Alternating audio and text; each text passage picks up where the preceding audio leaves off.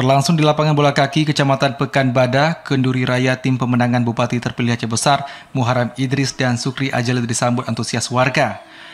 Sejak pagi warga dari sejumlah kampung di Kabupaten Aceh Besar telah berdatangan ke lokasi Kenduri Raya. Tidak hanya warga, kenduri tersebut dihadiri pimpinan pondok pesantren serta anggota DPRK Banda Aceh dan Aceh Besar, maupun calon kepala daerah yang berkontestasi di Pilkada Aceh Besar tahun 2024.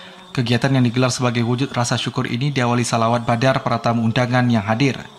Kenduri sebagai wujud terima kasih kepada warga Aceh Besar ini juga diwarnai prosesi pesijuk atau tepung tawar dan penyerahan santunan kepada anak yatim piatu oleh pasangan Bupati terpilih Muharram Idris dan Sukri Ajalil. Dalam sambutannya, Muharram Idris menyampaikan terima kasih dan haru atas kepercayaan yang diberikan warga kepada dirinya di Pilkada Aceh Besar. Ternyata mantongna urang Aceh Raya yang ingin perubahan, mantongna urang Aceh Raya yang hangetim puput sogok menjaga. Alhamdulillah, kemenangan kedaya urojo kepila Allah adalah kemenangan yang bersih. Walaupun saja kedaya hana partai politik, betul.